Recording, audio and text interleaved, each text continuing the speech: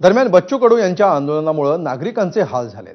नागपूर वर्धा महामार्गावर जामठा स्टेडियम जवळ बच्चू कडू आणि त्यांच्या सोबतच्या आंदोलकांनी ठिय्या आंदोलन सुरू केल्यामुळे मोठ्या प्रमाणावर वाहतूक कोंडी झाली।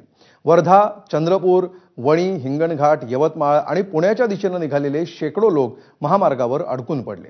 त्यांच्याशी बातचीत केली आमच्या प्रतिनिधींनी। बच्चू कडू यांच्यासोबत आलेल्या हजारो शेतकऱ्यांचा नागपूरमध्ये जामठा स्टेडियम जवळ महाएल्गार मोर्चा पोहोचलेला आहे आणि चक्का जाम जो आहे तो जामठा स्टेडियम जवळच्या बर्ड पार्क जवळ सुरू करण्यात आलेला आहे आणि त्यामुळे नागपूर वर्धा जो रोड आहे त्याच्यावरील वाहतूक थांबली आहे। ताई, किती वाजल्यापासून थांबल्या? आम्ही 3 वाजतापासून थांबलोय। 3 वाजतापासून आम्ही इथं थांबलोय। खूप मानसिक त्रास होऊन राहिलाय आम्हाला। इथे कुठे जायचंय? आम्हाला वर्धेला जायचंय। त्याच्यामुळे आम्हाला अतिशय त्रास होऊन राहिला। त्यांनी करावं काहीतरी। आज मुख्यमंत्री नागपूरचे आहात, त्यांनी काय करून राहिले? काहीच करून नाही राहिले। आम जनतेचा तर काहीच विचारच नाहीये त्यांना। आजी कुठे चाललेत?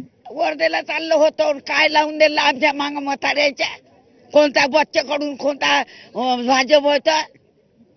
त्या मागणीसाठी आलेत ते? हो, मागणीसाठी आले। कोणते काय देते? मागणी 1500 टिकले देते, 6 महिने देते। बच्चू भाऊ नाही देत ना, बच्चू भाऊ नाही देते ते मुख्यमंत्री साहेब देते तुमचे। कुठे गेला तो दबला काय? या गाडीत प्रवास करत होते?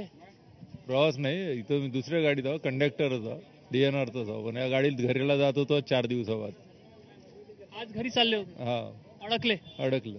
त्यामुळे हा चक्का जाम जो आहे तो उद्यापर्यंतही सुरू राहणार आहे। उद्या दुपारी 12 वाजता पुढची भूमिका जी आहे ते बच्चू कडू घेणार आहे। मात्र शेतकऱ्यांच्या महाएल्गार मोर्चाचे तीव्र परिणाम जे आहेत ते नागपुरात आणि नागपूर वर्धा महामार्गावर सामान्य नागरिकांनाही सोसावे लागत आहे। कॅमेरामॅन अतुल हिरडेसह रजत वशिष्ठ, ABP माझा, नागपूर।